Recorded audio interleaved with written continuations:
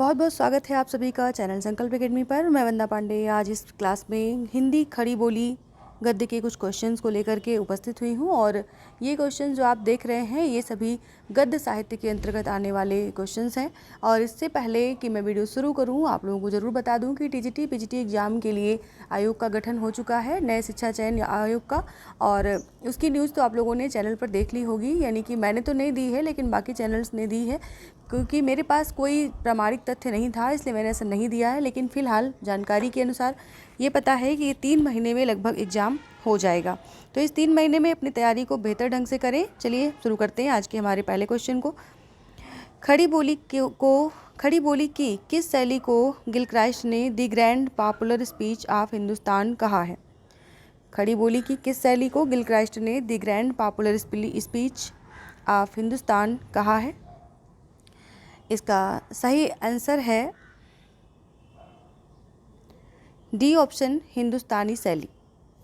खड़ी बोली की हिंदुस्तानी शैली को गिलक्राइस्ट ने the grand popular speech of Hindustan कहा है। अगला प्रश्न है, रामचंद्र शुक्ल ने किसकी भाषा को पंडिताईपन की भाषा कहा है? आप अपना उत्तर लाइव सेशन में टाइप करते रहें और बाद में अपने स्कोर को चेक करके ज़रूर बताएं। आज के इस वीडियो सेशन में भी हम 25 प्रश्न हर दिन की तरह लेने वाले हैं। इसमें आप अपने स्कोर को चेक करें और उसे ज़रूर यहाँ पर शेयर करें कि आपका कितना हुआ 25 में, 25 अपॉन कितना, ठीक है, ये बताना है आपको। अगर आप 15 प्लस हैं, 20 प्लस हैं, 21 प्लस हैं, 22 प्लस हैं या 25 पे 25 ही लेकर के आते हैं तो मतलब सभी तरह के कमेंट, सभी तरह के आंसर जो भी आपको मिले उन्हें ज़रूर लिखें। लिखने में संकोच ना करें, क्योंकि आज अगर आपके क्वेश्चंस गलत होते हैं तो कोई बात नहीं, अगली वीडियो में आपके नहीं गलत होंगे और इस टॉपिक को पढ़ करके आप आंसर देंगे। मेरा कहने का मतलब है कि जब भी आप नहीं पढ़े हैं तो आप 15 प्लस जा रहे हैं तो बहुत अच्छी बात है। अगर आप पढ़ करके करेंगे तो 25 में 25 तो आपके क्लियर ही हो जाएंगे। इस तरह से छोटे छोटे इस तरह से टॉपिक को कवर करते हुए हम डेली जो है आपको ऐसे क्वेश्चन से रूबरू करवाते हैं। और अपनी तैयारी और अच्छे से करने के लिए चैनल को सब्सक्राइब ज़रूर करें। वीडियो अच्छी लगे तो लाइक शेयर भी करें। चलिए इसका हम सही आंसर लेते हैं। इसका सही आंसर है आचार्य शुक्ल जी ने कहा था। रामचंद्र शुक्ल ने किसकी भाषा को पंडिताईपन की भाषा कहा है? तो इन्होंने सदासुख लाल, सी ऑप्शन, सदासुख लाल नियाज की भाषा को पंडिताईपन की भाषा कहा है। अगले प्रश्न पर चलते हैं। ये सभी प्रश्न जो आप देख रहे हैं इन सभी पूरे कोर्स की PDF प्लेलिस्ट, वीडियो की प्लेलिस्ट आपको डिस्क्रिप्शन बॉक्स में मिल जाएगी, जिसमें टीजीटी पीजीटी 2023 हिंदी साहित्य के नाम से ये जो प्लेलिस्ट है वो आपको मिल जाएगी, उसे देख सकते हैं। अभी तक जितनी भी वीडियोज़ यहाँ पर कराई गई हैं। अगला है, रस्मो रिवाज भाषा का दुनिया से उठ गया, किसका प्रसिद्ध कथन है?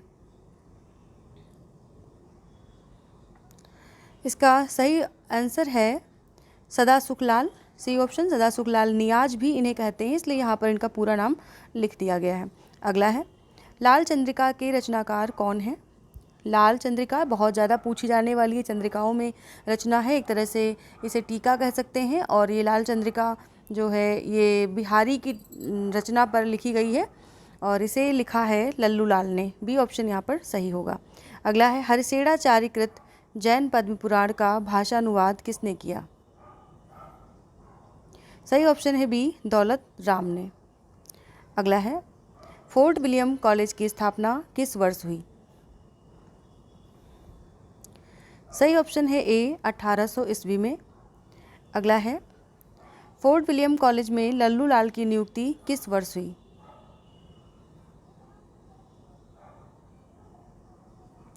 सही ऑप्शन है 1802 में, सी वाला ऑप्शन सही है। 1802 में लल्लू लाल की नियुक्ति हुई थी और फोर्ट विलियम कॉलेज में इनकी नियुक्ति एक अध्यापक के रूप में हुई थी। ईस्ट इंडिया कंपनी के तत्कालीन Governor General Lord Marquess Wellesley ने इसकी स्थापना करवाई थी, किसकी? फोर्ट विलियम कॉलेज की, सन 1800 में। और 1802 में लल्लू लाल यहाँ के हिंदी अध्यापक के रूप में इनकी नियुक्ति की गई थी। अगला है, यह वो कहानी है कि जिसमें हिंदी छुट और न किसी बोली का मेल है न पुट, कथन किसका है? यह वो कहानी है कि जिसमें हिंदी छुट और न किसी बोली का मेल है न पुट, ये कथन किसका है? सही ऑप्शन है इसमें इंशाअल्लाह खां, यानी कि सी ऑप्शन यहाँ पर सही होगा, इंशाअल्लाह खां। अगला प्रश्न है, नासिकेतोपाख्यान का अन्य नाम क्या है? सही ऑप्शन है सी, चंद्रावती। नासिकेतोपाख्यान का अन्य नाम है चंद्रावती। अगला है, नासिकेतोपाख्यान की कथा किस पर आधारित है?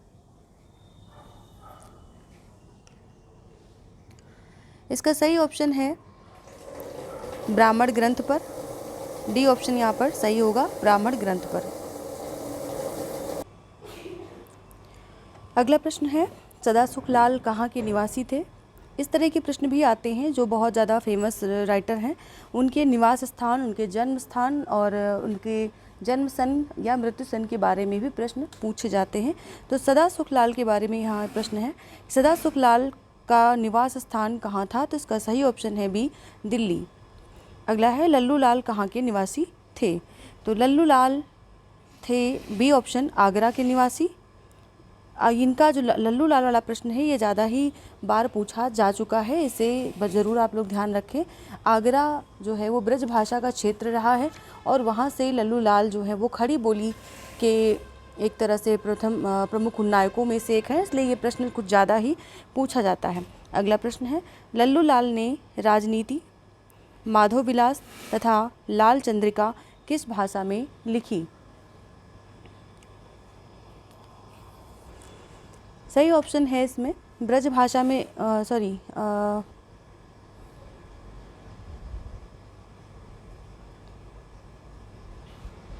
राजनीति, माधव विलास, लाल चंद्रिका किस भाषा में लिखी है?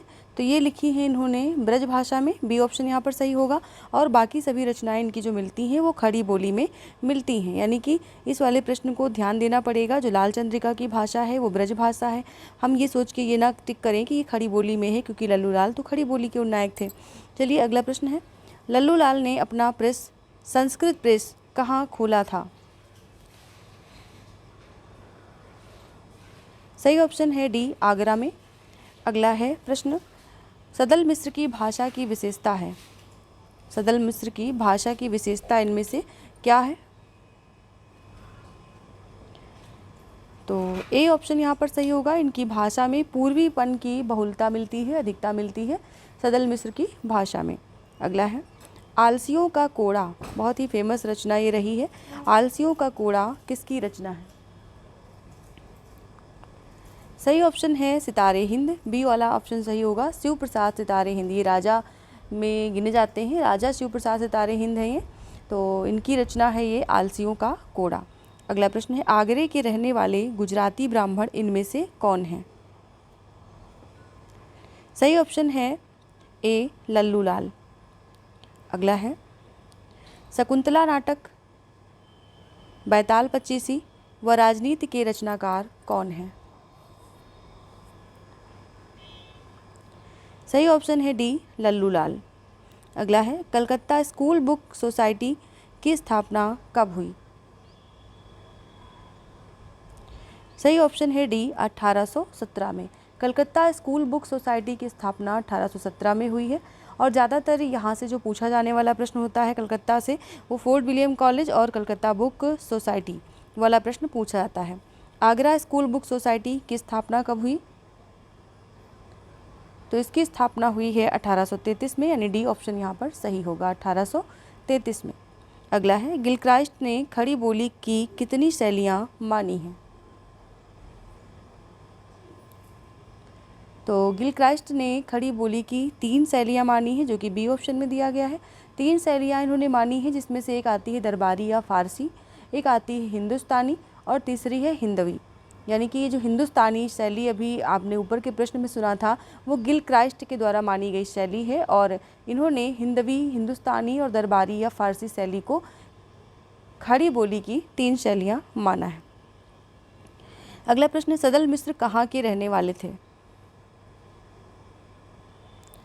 सदल मिस्र, सी ऑप्शन सही होगा इसमें, आरा बिहार के रहने वाले थे सदल मिस्र। ये जो आपने अभी सदासुखलाल और लल्लू लाल, सदल मिस्र, इन सब के जो आपने देखे हैं, इनके निवास स्थान पूछे गए हैं, इनको ज़रूर ही तैयार करना है आपको। यहाँ से कोई ना कोई एक प्रश्न जो है निवास स्थान पर अगर पूछा जाता है तो यहाँ से बनने की संभावना अधिक रहती है। अगला है, कलकत्ता से प्रकाशित हिंदी का पहला समाचार पत्र उदंत मार्तंड के संपादक कौन थे? सही ऑप्शन है सी, पंडित जुगल किशोर। पंडित जुगल किशोर जो हैं वो कलकत्ता से प्रकाशित होने वाला जो समाचार पत्र था उदंत मार्तंड, जिसे हिंदी का प्रथम समाचार पत्र कहा जाता है, इसके संपादक रहे हैं पंडित जुगल किशोर। अगला प्रश्न है, बनारस अखबार के संपादक कौन थे? बनारस अखबार के संपादक कौन थे?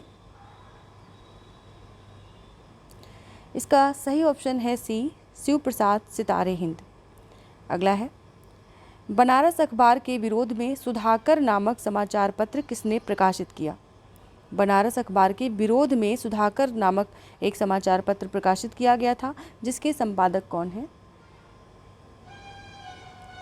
इसका सही ऑप्शन है सी, तारामोहन मित्र। तारामोहन मित्र यहाँ पर होगा, यहाँ पर मिश्र लिखा हुआ है, इसे आप मित्र पढ़ें, मित्र, ये मिश्र नहीं है, तारामोहन मित्र हैं। तो बनारस अखबार का विरोध करने के संदर्भ में इस समाचार पत्र को सुधाकर के नाम से उन्होंने प्रकाशित किया था। और ये सभी जो आप अभी देख रहे हैं पत्र, ये सभी गद्य साहित्य के अंतर्गत आते हैं और आगे भी ऐसे प्रश्नों को लेकर के हम रात 9 बजे डेली उपस्थित हो रहे हैं।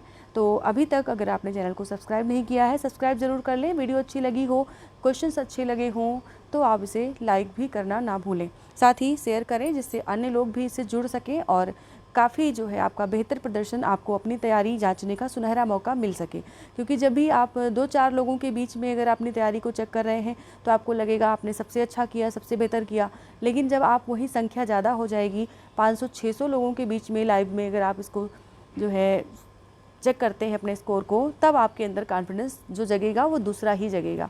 तो इसलिए शेयर करना भी ज़रूरी है और इस तरह से ऐसे ही वीडियोज पाने के लिए हमसे ज़रूर जुड़े रहें। मिलते हैं कल रात 9 बजे फिर से इसी समय पर नई वीडियो के साथ, जो कि गद्य साहित्य पर ही होगी और फिर से हम 25 प्रश्नों के साथ यहाँ पर उपस्थित होंगे। तो अभी के लिए इतना ही, आप सभी से विदा चाहती हूँ और नेक्स्ट डे रात 9 बजे फिर से हम इसी टॉपिक पर वीडियो लेकर के उपस्थित होंगे। सभी को गुड नाइट, शुभ संध्या, शुभ रात्रि।